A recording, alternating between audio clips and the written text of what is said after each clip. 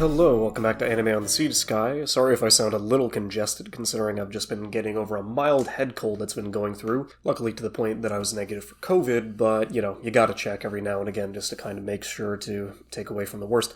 But at least for the rest of it, Anime Revolution is going to be popping up this weekend in Vancouver, so I'm definitely curious to see how many people I'm going to be able to check in with, some that I haven't seen in over a year, and for some that I've just been able to go through, and some where it hasn't even been too long. So, at least through the rest of it, there is going to be one specific premiere that is going to be having its Canadian debut, which is going to be The Tunnel of Summer and the Exit of Goodbye's anime film. Now, this ended up debuting in Japan back in September of last year, and it's slated to have a North American theatrical run over inside of the fall, but outside of that, HIDIVE is also going to have the opportunity to stream it later, since it's done by the same director as Kino's Journey, as well as Akudama Drive, and then done by Studio Clap, which is Pompo the Cinephile. Considering that there's not really a lot here that I was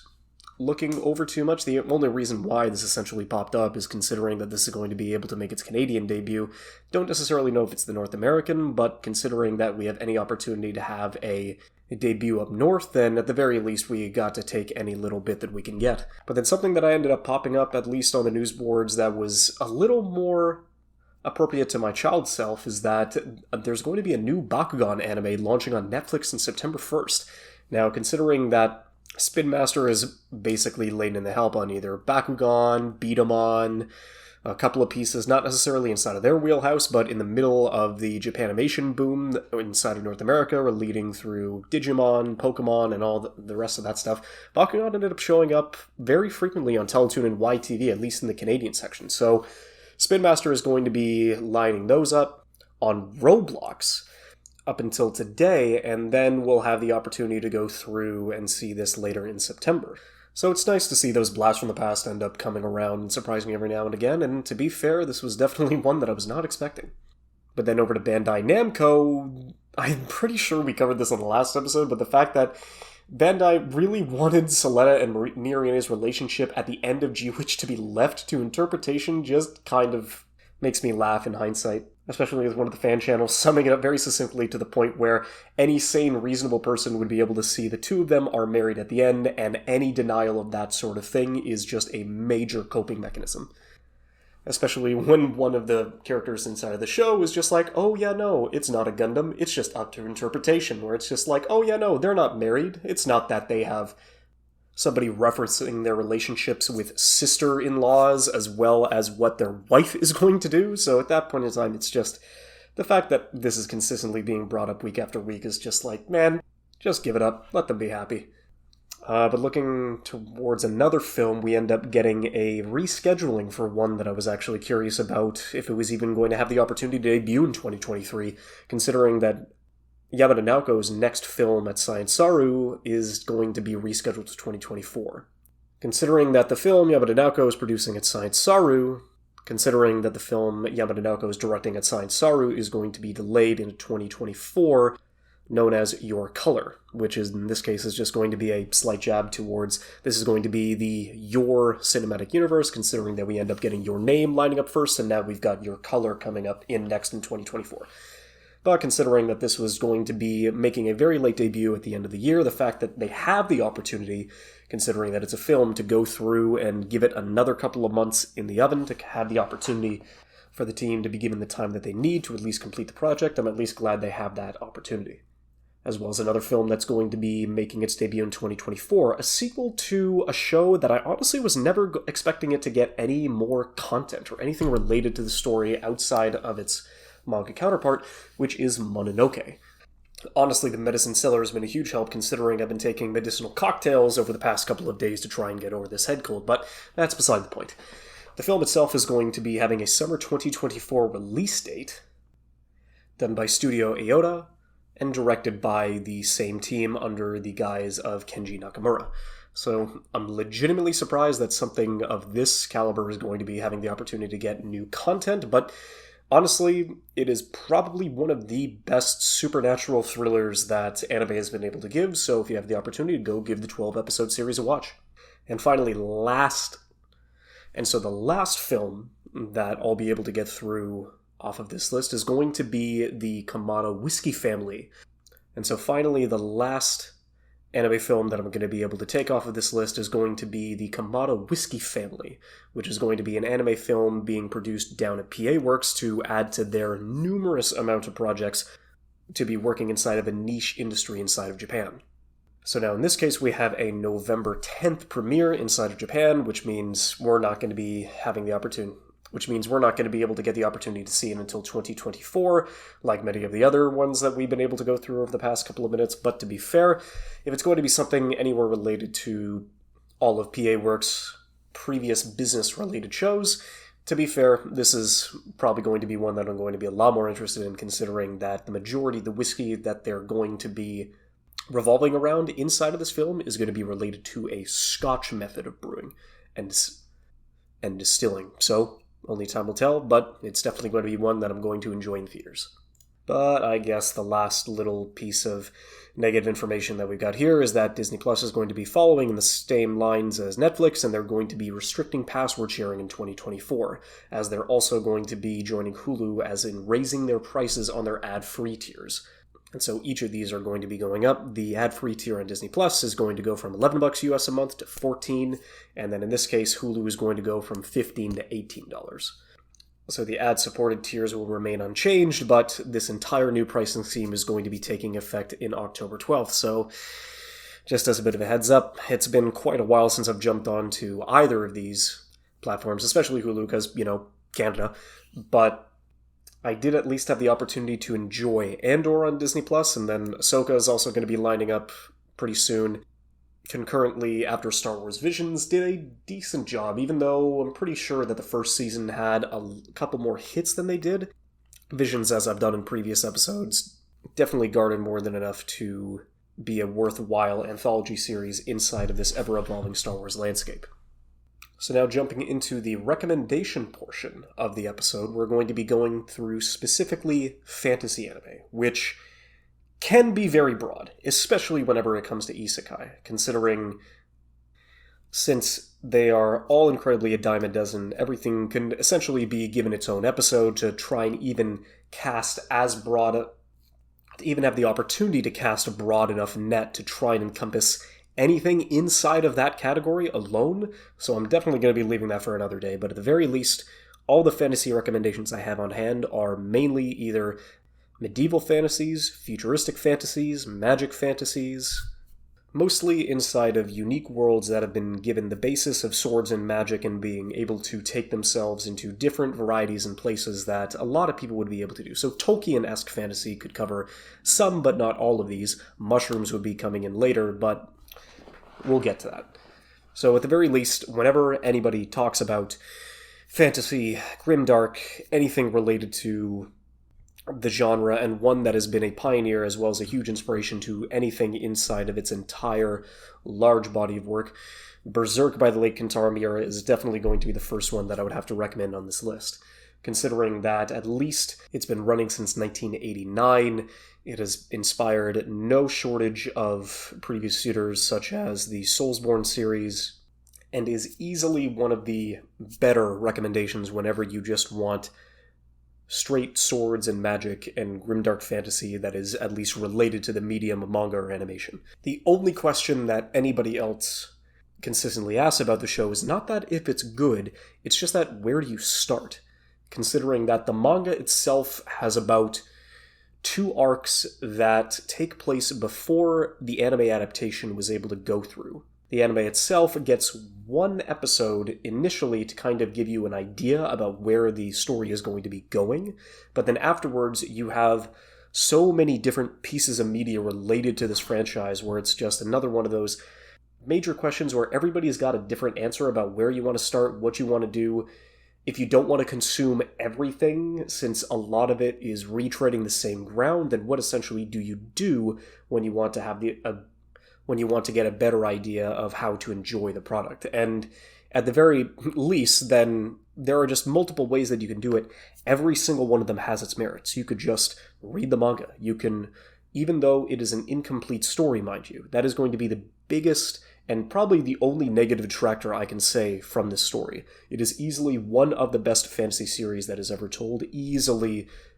going up to bat with Tolkien fantasy and essentially the lore and the world that it's been able to build over the past 30 plus years. But considering the early passing of Kentaro Miura, it's just in an incredibly shady spot for a story that still has no end. And although the manga itself would be a good option to just consume, in terms of the anime-wise, I'm still going to consistently recommend the 97 anime series, considering that it does have its shaky moments, but it's able to cover everything inside of the Golden Age arc, which is the one that takes place after a couple of arcs into the main story, so you're definitely getting left out a couple of pieces of information as to where essentially it's going, but if you're curious about where its direction is aimed and how essentially they ended up getting to this specific one, there are a couple of things that it lacks, especially with the scale of the battles, but it is more than enough covered by the matte-esque paintings that they're able to go through and the broad strokes that all of the landscapes, all of the battles, and even though it's incredibly static, it gives you more than enough information to get across just how much is happening inside of any given scene, any given battle, as well as any sort of grand story reveal that lines up through the rest of it. So between the 97 anime series, the trilogy of films that ended up coming out back in 2012, or I say it, the 2016 Berserk television series, just don't. What I will give the trilogy of Golden Age Berserk films is that the CG that they incorporate gives you a much better idea of the scale of the battles that are happening inside of this world. The 100-Year War is definitely something that can't necessarily be as firmly grasped inside of the 97 anime, but there's only so much information that you get inside of the trilogy of films, considering that they have less time to cover as much content as the 26-episode anime series did. So in this case,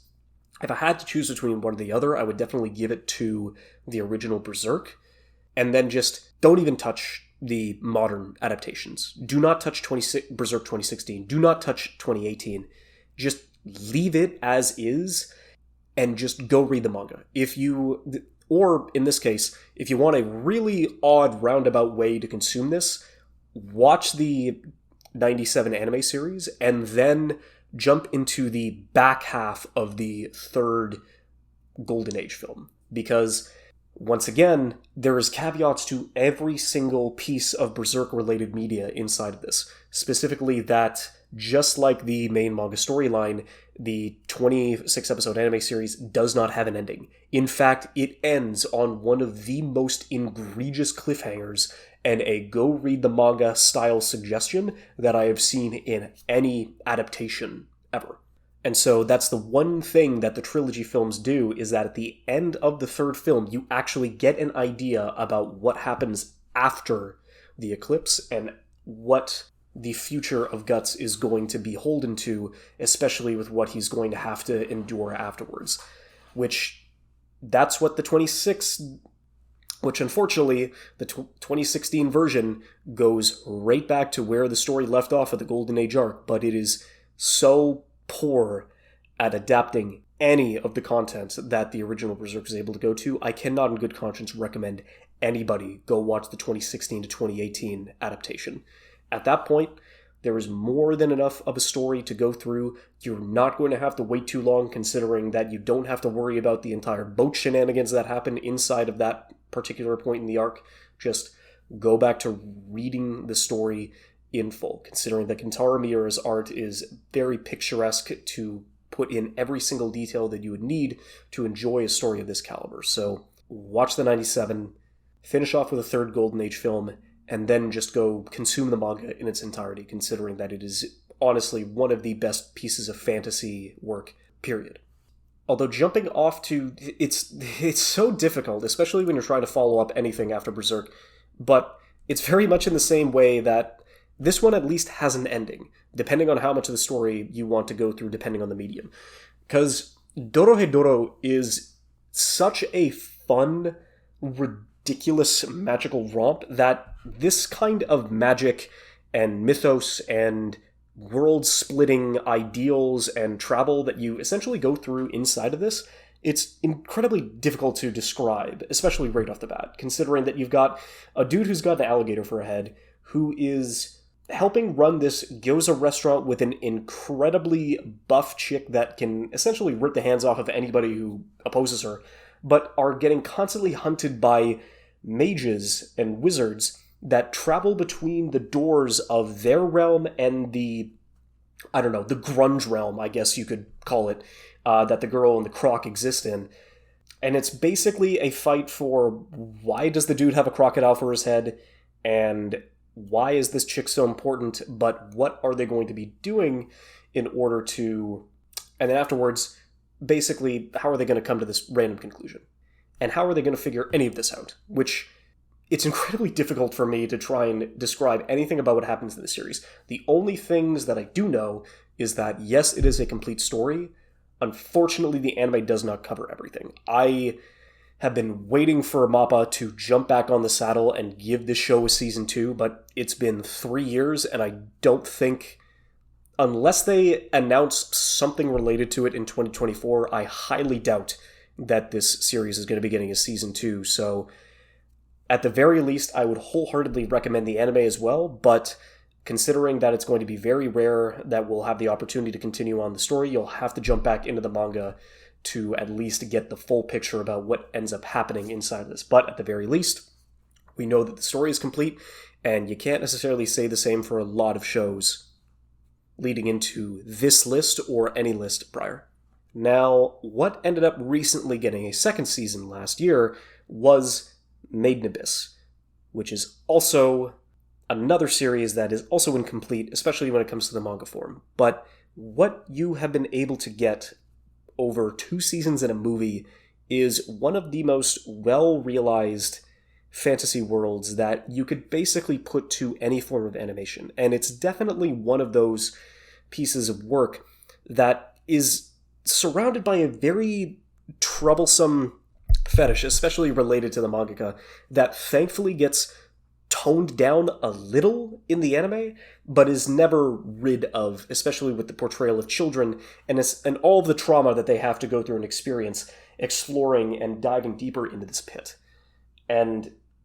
Made in Abyss is able to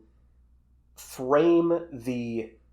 human experience and their sense of adventure along with the trauma and the horror and the gore that is related to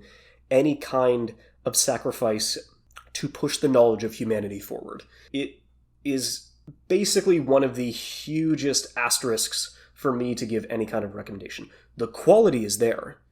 It is easily one of the best fantasy series in anime, period. But the content of this story, the horrific ordeals that many of these characters go through inside of this show is not for the faint of heart. It is incredibly difficult to watch at times. There is an episode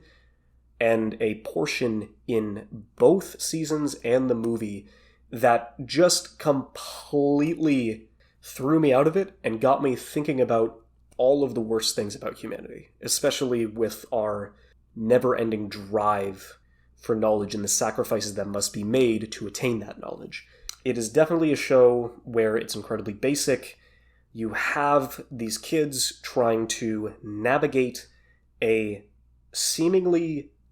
bottomless pit that houses ancient technology, creatures, histories that is essentially brought the minds of every human around the world to its borders to try and get a piece of whatever is lying inside of the abyss. And so it's an incredibly simple premise, but the majesty that lies inside of its depths is the one that keeps everybody bringing back for more, no matter how horrific it ends up becoming. So outside of that kind of dull and depressing bit was, I don't know, it's tough for me to gauge... It's tough for me to place this show into any genre specifically. I mean, fantasy is definitely one of its genres, but I guess it's something that's harder to explain and harder to tell why I enjoyed so much in the first place. And it's not the first time that I've essentially jumped back into talking about this series, but in this case we're talking about Land of the Lustrous. And unfortunately it is put in the same grouping as Dorohedoro, considering that it only has one season of anime out, and maybe Studio Orange is going to get back to it after they've finally completed the third season of Beastars and given us more than enough of a wait or to satiate whatever kind of hunger for knowledge through the rest of this, because the mangaka herself is just so close. We are at the very, very end of this series, especially inside of the manga. And the problem is that they somehow ended up getting a PS5, and then they went off the grid for like 15 months for a new chapter. They were right at the finish line, and they pulled a Kentaro Miura, except with him, it was Idolmaster, and for Hachigawa, it was a PS5 and the library that came with it. So it was just, oh, we're just never going to see her again. Shit. So this story, it's very close. It is incredibly close to its conclusion. And honestly, if you have the opportunity to go through and watch the first season of the anime and then catch up with the manga, by then, maybe a new chapter will come out, and then maybe we'll get one step closer to figuring out where the ending of the series is going to go. But what Land of the Lustrous is able to do is just give you enough intrigue as to what these beings are and what kind of characters are going to be able to follow through the rest of the story, because you have one human-like being who is in charge of this entire race of crystallized beings. And they are all related around different forms and geological classes and sediments and rocks and gems, just all over. Essentially, you've got one all the way down to phosphophylite, which is incredibly brittle, and our main character, for better or worse, as well all the way up to carbon and diamonds. So depending on your durability, depends on ends up quantifying your worth towards the entire colony, I guess? Because they're essentially all alone on this island, and we don't know if this is the future, if this is the past, if this is an alternate world, and you get bits and pieces of information thrown at you as the series goes on as to what essentially this planet they're on is, where essentially everybody's going, and why they've been stagnating for such a long period of time, considering that essentially all of the gems themselves are immortal. They can live for hundreds, if not thousands of years, but they are always constantly being hunted by the denizens of the moon that consistently come down from the skies to try to break them down and steal them and take them back up to essentially wear themselves as jewelry or weapons or anything related to something. But we don't know why they come after them. We don't know why they're so important and why they continuously hound all the characters that we've gotten to know in the series. And over the course of time, especially like long stretches of time, some longer than others, where you could go days, into weeks, into months, into years, depending on where the story was going, how you're able to get enough attached to any of these rocks, basically, is beyond me. But especially considering that Tomio Kurosawa is the one voicing the main phosphophylite, she does a phenomenal job giving her just enough character and just enough, nuance and dialogue to basically keep anybody entertained, as even though she's essentially going through and monologuing through a lot of the stuff that she has to go through. And I don't necessarily know how much more I can say without spoiling too much, so at that point, give Land of the Lustrous a shot, considering that A, you're going to be pleasantly surprised, and B, if there's anything related to this, considering that, Dorohedoro is basically almost all CG, it does a phenomenal job leading into the kind of story that it's given, and then the same thing with Lustrous, almost entirely CG in terms of their production. So if you're looking to just get an idea about how important CG elements inside a production are, especially when they are the main focus of something, I would definitely recommend giving both of those a watch, considering that they give you that kind of perspective onto what these bring to the table and how important they are into productions as a whole. Now, it has been a while since I've gone back to rewatch this, but considering its genesis and how it was able to evolve into its own series, in this case is just Little Witch Academia. So the closest in this case we're going to be getting to like a Harry Potter, magic and wands and wizards fantasy, but it does an incredibly good job with the pieces that it's given, considering that it was initially an animator's project that they were able to go through and create this and animate this at Studio Trigger. They were a part of the project, and so they had the opportunity to go through and animate this to the portion of a 26-minute short film, which then got kickstarted into making a sequel film that went so far over the goal that they were able to expand it into twice the length, into a 53-minute long project, which then, considering as a proof of concept, gave Trigger the opportunity to expand upon it into a full 25-episode anime series back in 2017, 4 years after its inception. And although I will be honest that Akko is probably my least favorite part of this entire show, she does get her opportunities to shine later on as she is able to learn her lessons and go through and have the opportunity to just not only speak her mind, but considering that she has more than essentially 26 or 52 minutes of a project to go through and learn to live with the different cast of characters that we have around here, it definitely is a much better opportunity to have them fleshed out and to push forward to at least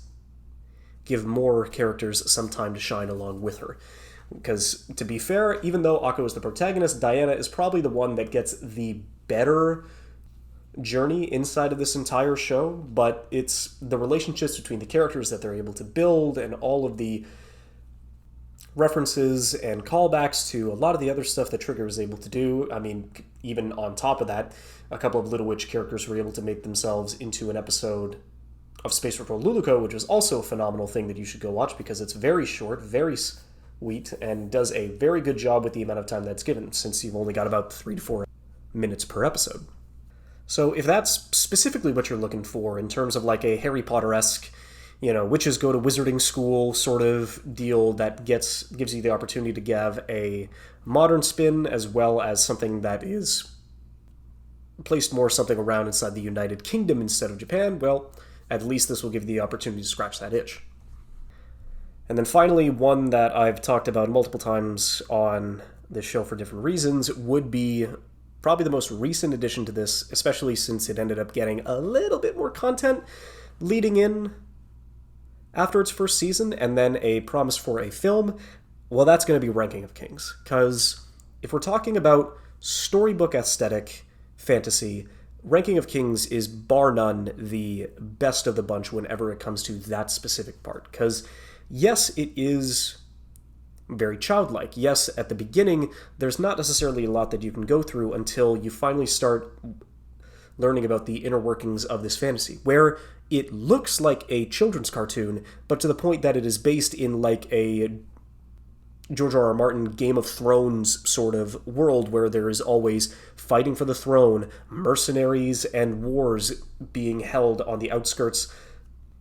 of the kingdoms, greater beings of power that threaten the entire balance of this entire ecosystem, as well as the entire mystery about what the ranking of kings means in its entirety. And basically watching Bojji go through and struggle and cry and work towards trying to become a king worthy of what his father meant him to be, regardless of how he was able to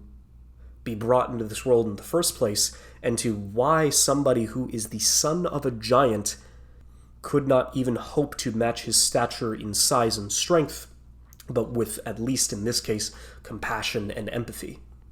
So yeah, it's at least through the rest of these recommendations, it's very difficult considering that, as this is anime, a lot of this stuff is not open and closed. It's still continuing, it's still going through. The manga for Ranking of Kings is not necessarily something I would recommend because what Studio Wit has been able to accomplish with this and how well they've been able to adapt the content into something that is going to stand the test of time as easily one of the best fantasy shows, period, is that they've been given time, they know that they're going to be committing to this kind of bit, even though the half season that we ended up getting in the previous season wasn't necessarily one that pushed any too much of the story forward. But now that we know that there is going to be more opportunities for this world to expand, as well as the fact that next year we are going to be getting a film from Wit Studios, which at that point in time, anything related to Wit Studios, the fact that they're being able to get the time and a project that they are passionate about set to a motion picture film, set to a feature-length film, is something that is incredibly excited. Is something that has got me incredibly excited. Which is something that has gotten me incredibly excited. So, unfortunately, I'm sorry that the majority of the recommendations here don't necessarily have a clear-cut ending. Each of these bits and pieces have... Little Witch Academia, ironically enough, is the one that's open and closed, considering that it was an original work. And Dorohedoro itself has a phenomenal first season of an adaptation, but with a completed manga. The rest of these are kind of up in the air as to where exactly they're going to land, but if anything around that is even remotely close to the content and the adaptations that we've been given thus far, I have incredibly high hopes as to they will have more than enough wherewithal to land on their feet in the end and put themselves in the annals of anime history and become modern classics in the making. So, at this point in time, I hope that's enough to satisfy your thirst for fantasy. I will see you all at Anime Revolution, and I'll see the rest of you at Anime Revolution. Cheers, have a good one.